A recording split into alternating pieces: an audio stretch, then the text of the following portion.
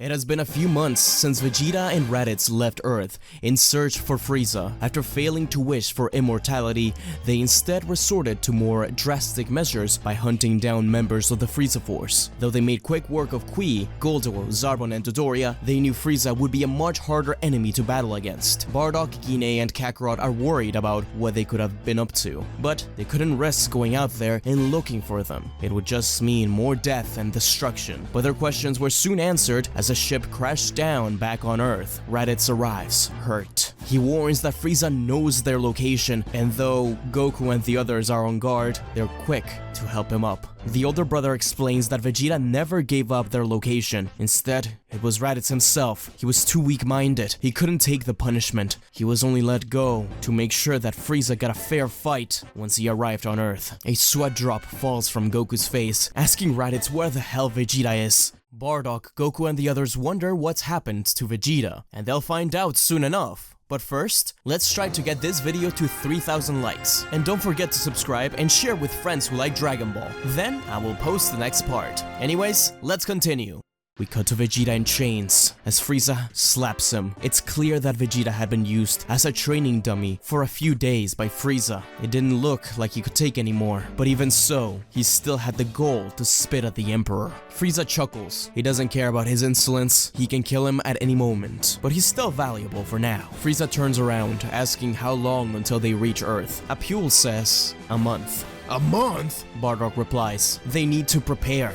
It's time for the Saiyans to reveal themselves to humanity. Goku goes to Chi-Chi, informing her of the incoming threat to Earth. He says that he wants to train little Gohan. Chi-Chi is unsure and doesn't know if revealing themselves is a good idea, but Goku says that Chi-Chi and Gohan are the only ones in danger. The whole world is. With a sigh and a little bit of convincing, Chi-Chi agrees. After all, in this timeline, Chi-Chi is much more of a fighter, having had to fight for a lot of her life. The first people they go to are Bulma and Piccolo. Piccolo is skeptical and doesn't care for Vegeta because of what happened with Bulma after she died at Vegeta's hands some time ago. But Bulma insists that the time they spent together had been special. She realized that Vegeta wasn't that bad of a guy. He was just misled. Bardcok thanks her as she says that she'll gather the best fighter she knows. Bardcok starts to walk away and Bulma asks where he's going, to which he simply responds with, I'm going to see an old friend. In an old shed, Bardcok goes to visit King Vegeta and tells him that he's needed one more time, but the king refuses,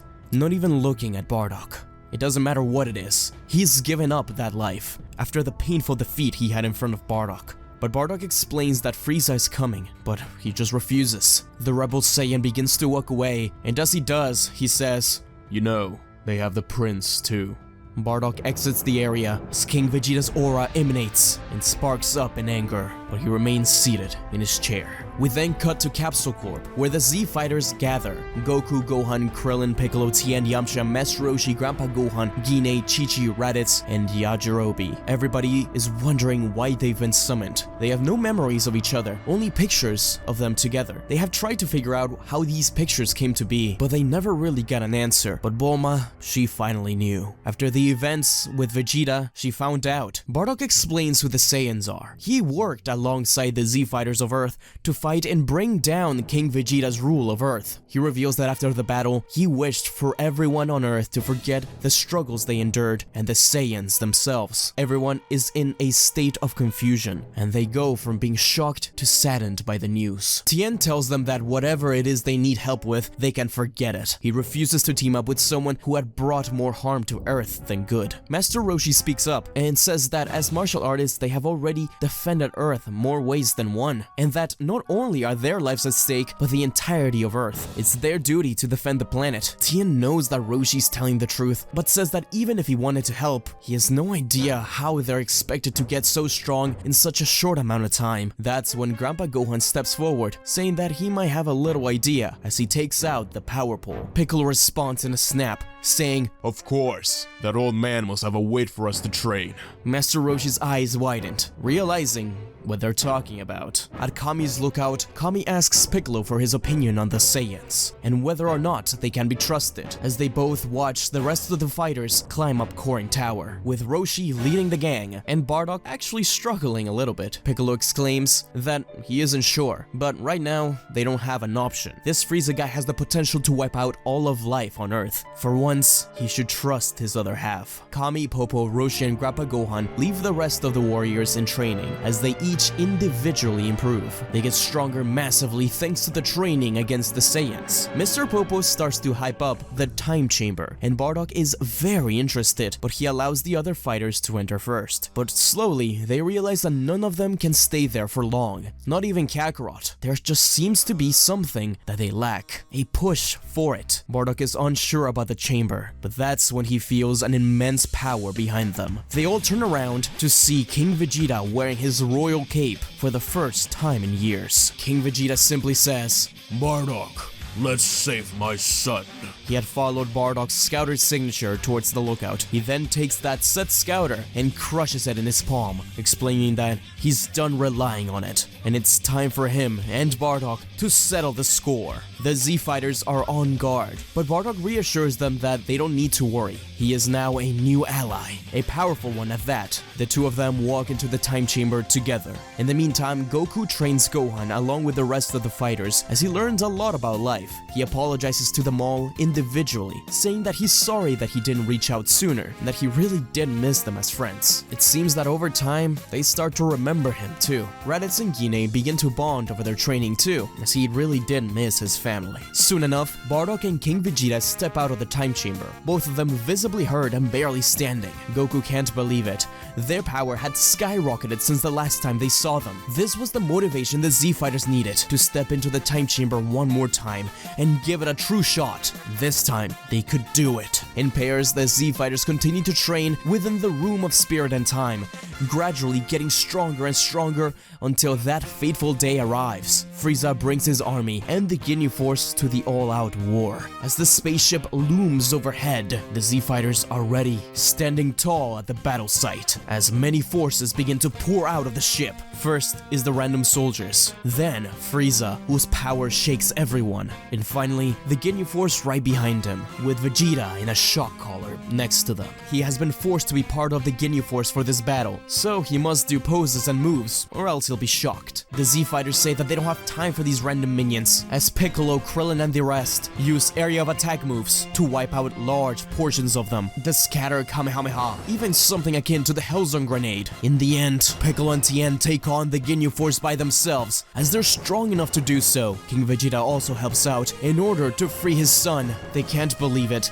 but they've actually gotten strong enough to fight against the Ginyu Force, and all thanks to Bardcok and the Saiyans' immense training. Not to mention the various Zenkai they got during the first war against King Vegeta and the second struggle against the Prince. Piccolo and King Vegeta, in a combo move, are able to take the controller out of Ginyus's hand, destroying it and ripping the collar from Vegeta. He thanks his father, though he's extremely hurt. Bardcok flies next to him, saying, Kid, catch. Giving Prince Vegeta a senzu bean. Vegeta nods at the older Saiyan. There's an understanding between the two, that he really is sorry for what happened. But now it's no time for apologies. They must fight against Frieza.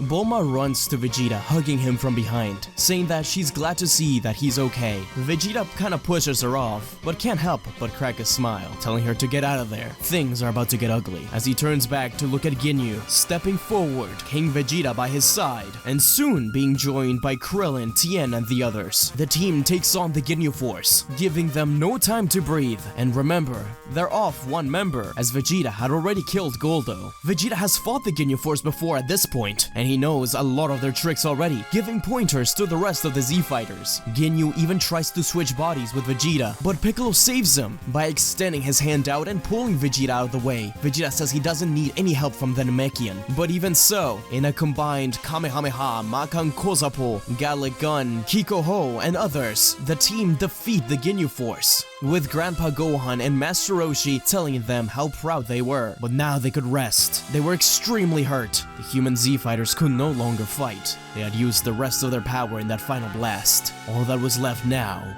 was Frieza, as the Bardcok family looks on at the Emperor. I must admit, I'm quite impressed by what you've done. You've gotten so powerful, my dear King Vegeta. And, what was your name? Well, it doesn't matter. After all, you know mine.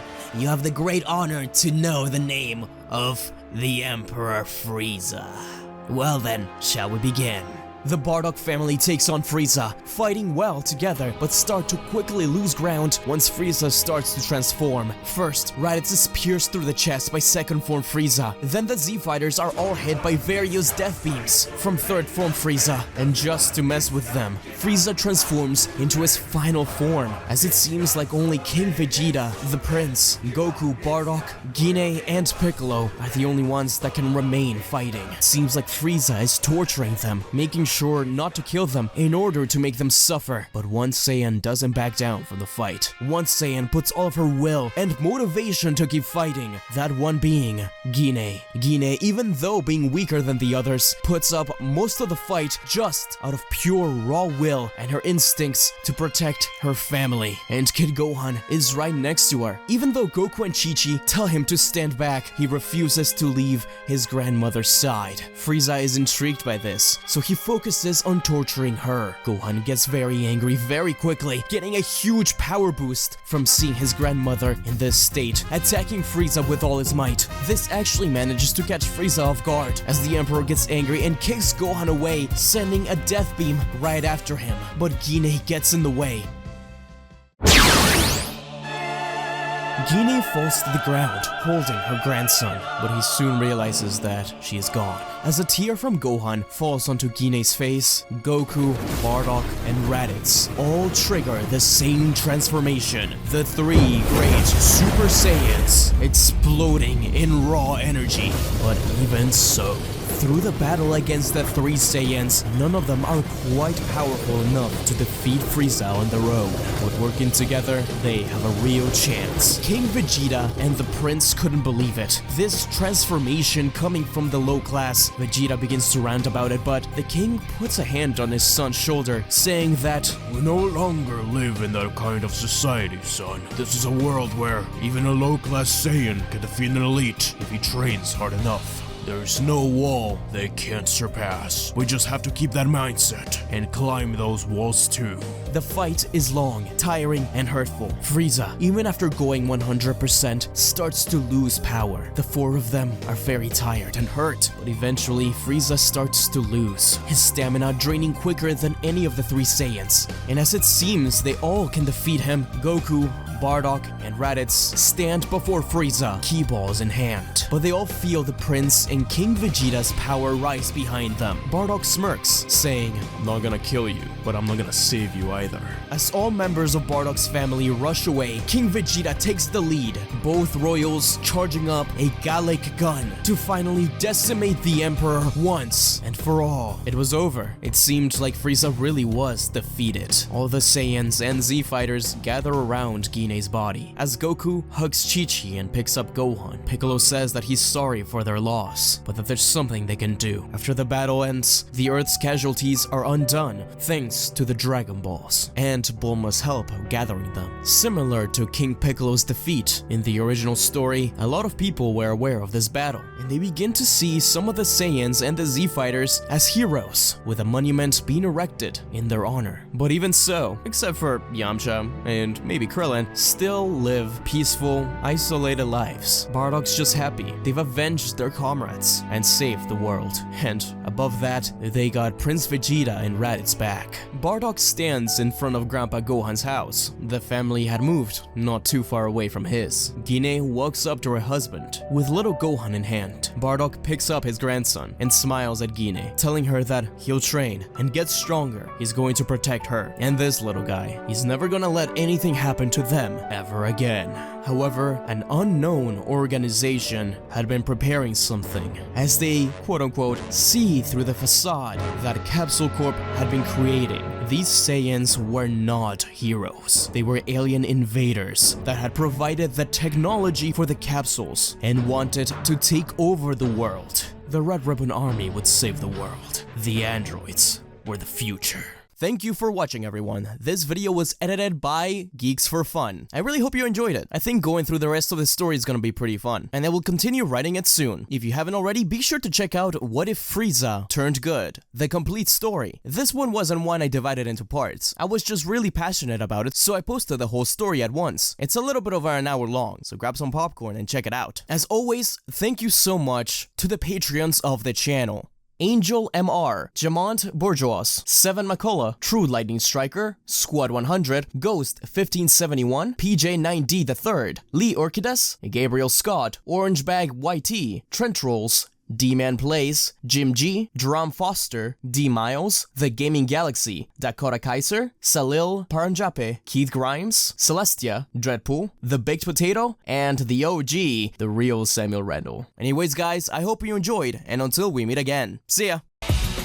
Hey everyone, I hope you enjoyed the video. Don't forget to subscribe to SmugStick for the best Dragon Ball what-ifs out there.